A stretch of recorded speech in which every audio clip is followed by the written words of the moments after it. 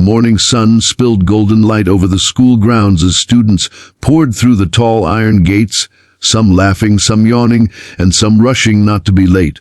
Among them was a girl who had spent almost every single morning of her first semester sprinting nervously through those gates, head lowered, books clutched against her chest, sneakers pounding against the cracked pavement. Her name was Arya.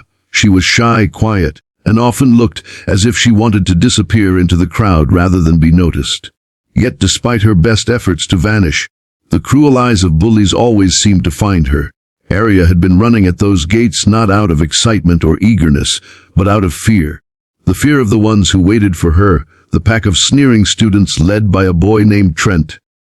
Trent was the kind of boy who carried arrogance like a crown. He was taller than most, muscular for his age, and always surrounded by his friends who laughed at every insult he threw at others. His favorite victim had quickly become Arya, the new girl with quiet eyes and a past nobody knew. To them, her silence was weakness, and her avoidance of conflict was an invitation to torment her. Each day, when Arya dashed through the gates, they would laugh and call her names. They would trip her, shove her, scatter her books, and snicker when she bent down to pick them up. Sometimes Trent would lean close to her ear and whisper things designed to cut deeper than physical harm, reminding her she was unwanted, that she was pathetic, that nobody would ever stand up for her. Their laughter rang in her ears like a cruel soundtrack to her mornings. She never fought back, never raised her voice. She just ran, hoping each day would pass quickly enough for the pain to end. But this morning was different. This morning, she stopped running. As Arya approached the gate, her steps slowed, and instead of lowering her head, she raised it. Instead of clutching her books like a shield, she held them calmly at her side. Her heartbeat thudded against her ribs, but not out of fear. Out of a strange, calm strength she had been building quietly for weeks. Something inside her had shifted. She had grown tired of being chased, tired of shrinking, tired of giving them the satisfaction of seeing her afraid. She knew who she was now, and she knew what she was capable of. The pack was waiting for her, just as they always did. Trent stood at the center, arms crossed, smirk plastered across his face. He noticed her slowing down, her calm demeanor, and his smirk widened into a grin. "Look, guys," he called out loudly so everyone could hear. The little rabbit finally got tired of running. The boys around him burst into laughter, and a few students lingering nearby shook their heads, some with pity, some with interest, all expecting the same cruel routine. But Arya didn't flinch. She didn't dart past them. She didn't shrink back. She walked right up to them, her steps steady, her expression unreadable. Trent stepped forward, towering over her. "What's wrong? Did your legs stop working? Or maybe you finally realized you can't escape us?" He reached out as if to shove her shoulder, confident she would stumble like always. Except she didn't. Arya caught his wrist mid-air, her grip firm, unshaking. The laughter faltered. The boys exchanged confused looks, unsure what they were witnessing.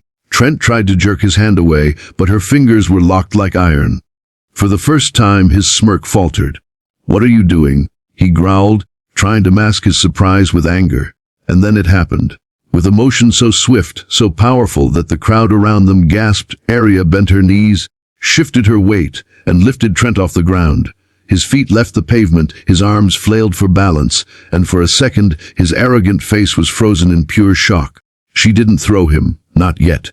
She just held him there, suspended above the ground, her small frame carrying the weight of the head bully like it was nothing. The world around them seemed to pause. The laughter died instantly. The smirks vanished. Eyes widened, jaws dropped. Nobody had ever seen Trent, the untouchable, unstoppable leader of the bullies, powerless, lifted like a rag doll by the very girl he mocked every morning. Arya's eyes locked onto his, calm and piercing. She didn't shout. She didn't gloat. Her silence spoke louder than any insult ever could. The message was clear. She was not the same girl they had mocked. She was not weak. She was not their toy. When she finally lowered him back to the ground, she released his wrist and stepped back. Trent stumbled, his face red with embarrassment, his friends frozen in disbelief. The gate, once filled with laughter and cruelty, was now drowned in stunned silence.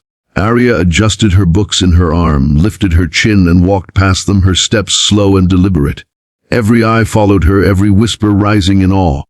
She didn't need to fight. She didn't need to scream. That one act had shattered the illusion of power the bullies had over her. She had shown them what true strength looked like, and it wasn't loud or cruel. It was calm, controlled, and undeniable. As she walked deeper into the school grounds, she could feel the shift in the air. The same students who once pitied her now looked at her with respect. The ones who laughed at her now feared her, and for the first time in a long time, Arya felt free.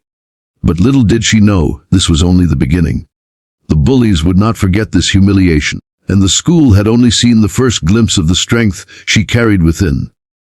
The next battles would test her not just physically, but emotionally, and in those moments, the entire school would learn a lesson about respect, resilience, and the hidden fire that burns inside those who refuse to stay broken.